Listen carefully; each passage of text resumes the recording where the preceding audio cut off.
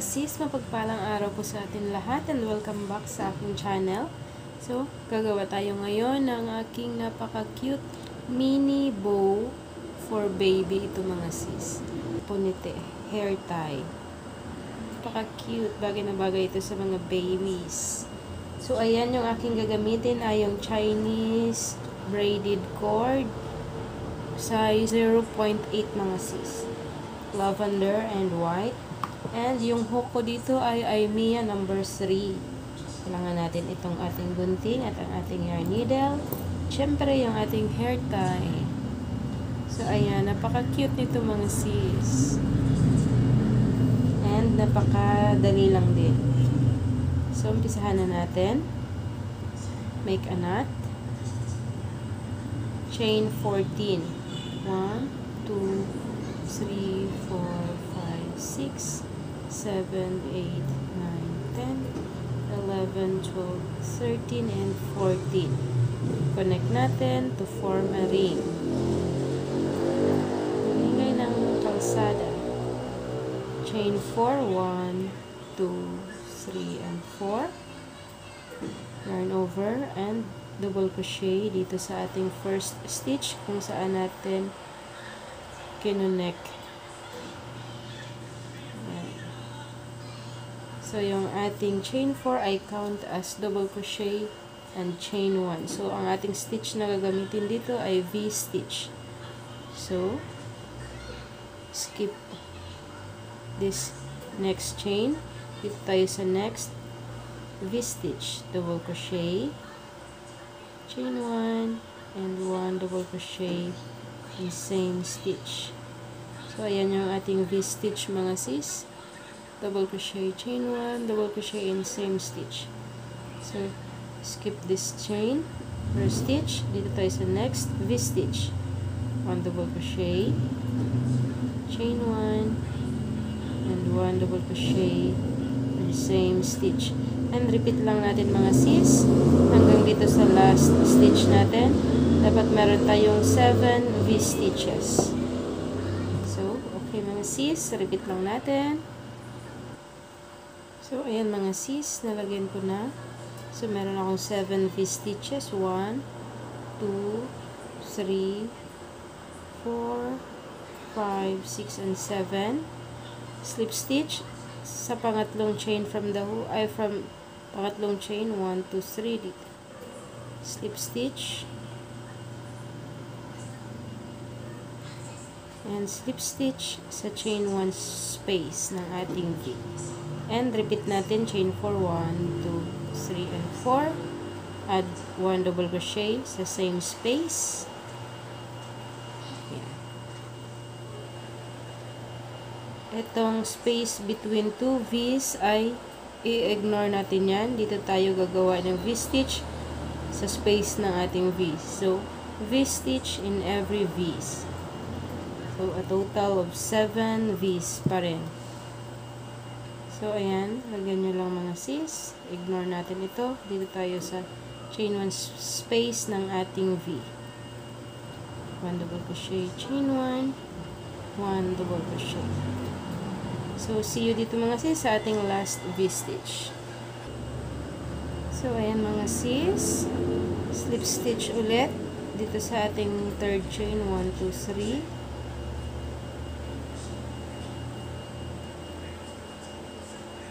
And slip stitch sa chain 1 space. Pero mag-change na tayo ng ating border color.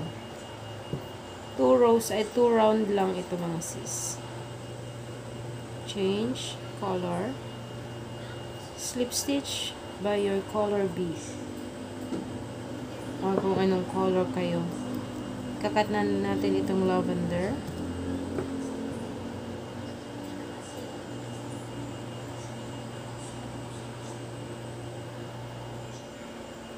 Chain 2, add 3 double crochet in same stitch, 1, 2, Miho, wag malikot Miho, sorry mga sis, nasa ilalim yung aso ko, and 3, And then, yung ini-ignore natin na space kanina, space between two V's. Ito yung ating V, ito yung space, and then ito yung V natin. Dito sa space between two V's ay maglalagay tayo ng single crochet. And then next, dito sa ating V, 3 double crochet. 1, 2, 3. Sa space, single crochet.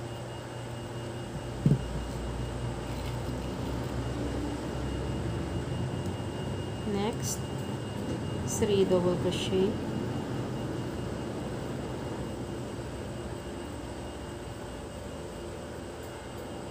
Single crochet, 3 double crochet,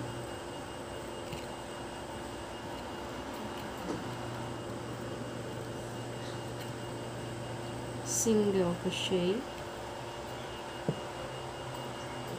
3 double crochet,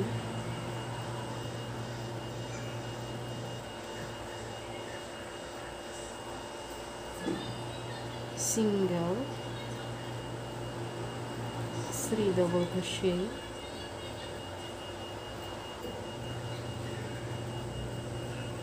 single, 3 double crochet,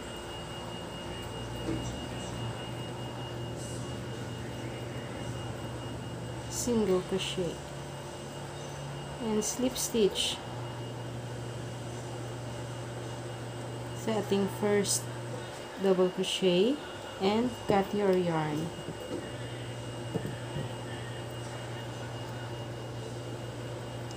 Tapos i-hide mo ito mga sis.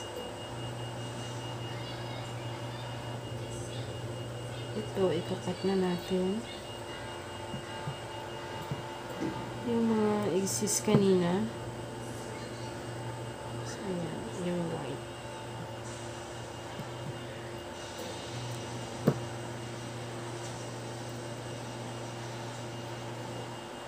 And then, gawin mo din dito sa kabilang side. Doon ka mag-umpisa sa yung first V din. Ayan. Sa stitch, kung saan ka naglagay ng V-stitch, ito yung first V-stitch natin. So, ito yung stitch sa ating foundation chain. Diyan ka mag-umpisa. Attach your yarn. Chain 4, 1, 2, 3, and 4. Add 1 double crochet. Ayan. Ito yung next V natin. Ito yung stitch. Gagawa tayo dito ng V-stitch.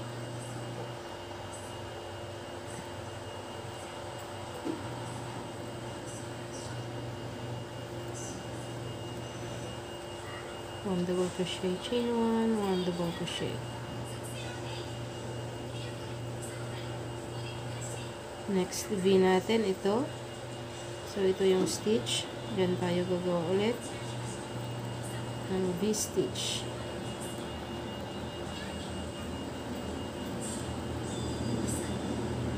And ayan, gawin nyo lang lahat mga sis. See you hanggang round 2 or round 3. Tapusin nyo na din itong ganito, itong edging nya.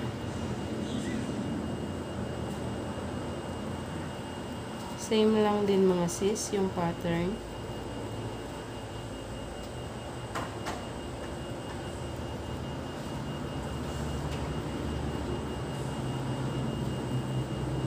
Ayan.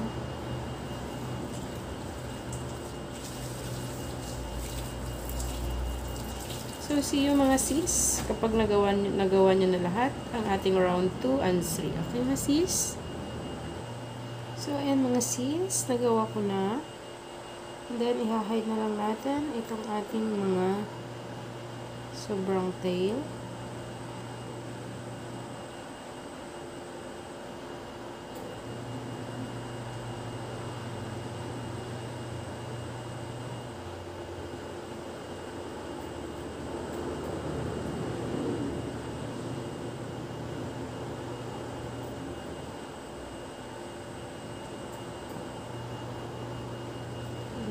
Tahi nyo lang mga sis, back and forth ng ilang ulit. So, ayan, okay na yan. And, ganun din sa kabila.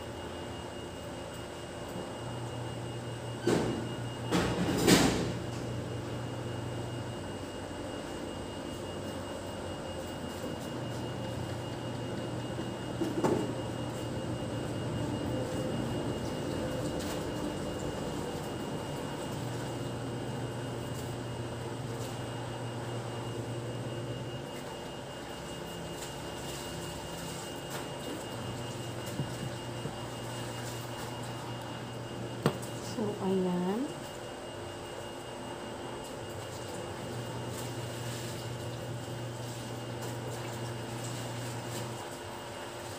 Cute, cute.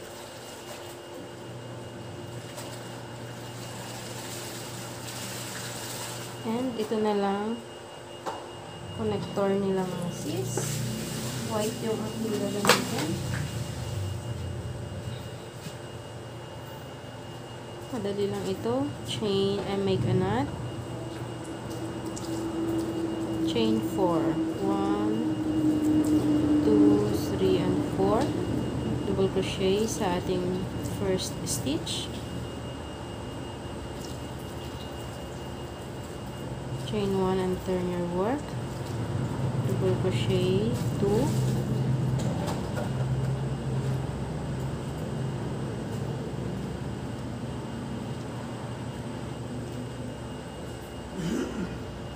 Chain 1 and turn your work hanggang row 4 mga sis.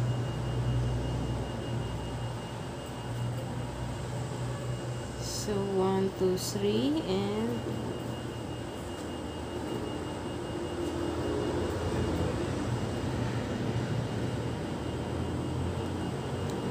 4. Chain 1 and cut. Medyo mahaba para may pantahi tayo.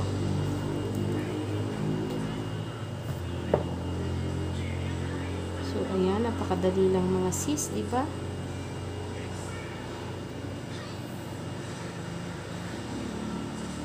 And, insert ulit natin yung ating karayom dito sa ating connector, sa ating tail. And, i-assemble natin.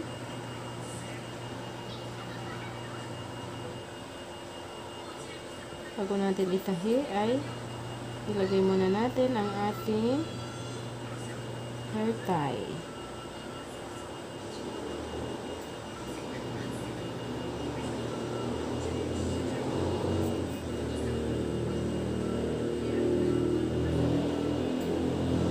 Napakadali lang mga sis.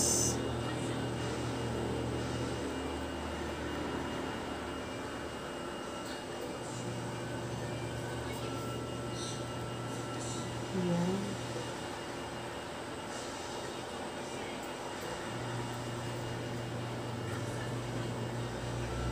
Tahi nyo lang mga sis ng pa back and forth para talagang matibay.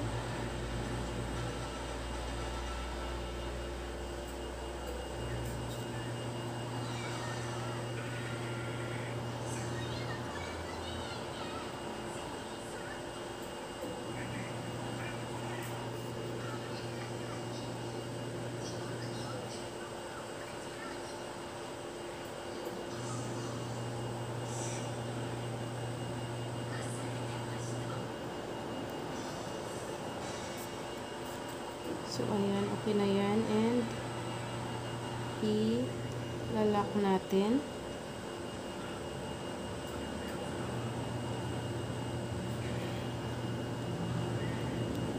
And, i-hide na natin yung ating sobrang tail bago natin putulin.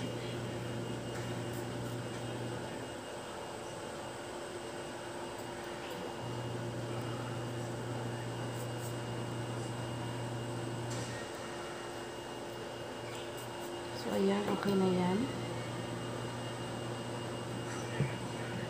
Tulin na natin yung ating mga sobra-sobra.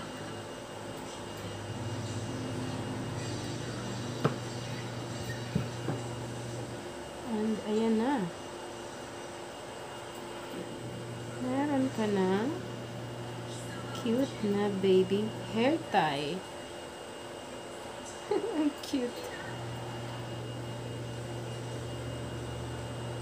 So, ayan na. May terno ka na ng baby hair tie. Ang cute, cute, cute. Pwede kayong gumamit ng yarn na mga maninipis, kagaya ng fine cotton, na 8-ply, or polyester na manipis, or yung Monaco na mercerized cotton yun. Yung 5-ply ba yun, or 4-ply, or 3-ply yun. With Aimia hook na maliit para mas maliit yung outcome. So, ayan, napaka-cute mga sis. Ang cute, cute, cute. So, ayan. Tapos na ang ating baby hair tie. And, sa muli, maraming salamat mga sis sa panonood ng aking video tutorial. And, sa mga hindi pa po nakasubscribe dyan sa aking channel, please subscribe, click like, share, and comment na din kayo mga sis sa inyong mga suggestions. Ayan, maraming salamat mga sis. And sa muli mga sis, bago ko po tapusin ang aking video na ito, ay mag-iiwan ulit ako sa inyo ng salita ng ating Panginoon. Mula sa book of Ephesians 2, chapter 2, verse 8. Kasabi dito mga sis, or ang nakasulat, "For by grace are ye saved through faith, and that not of yourselves, it is the gift of God." And sa 9, "Not of his works, lest any man should boast." Amen. So, ayan lamang po mga sis. Maraming salamat. Bye, and God bless!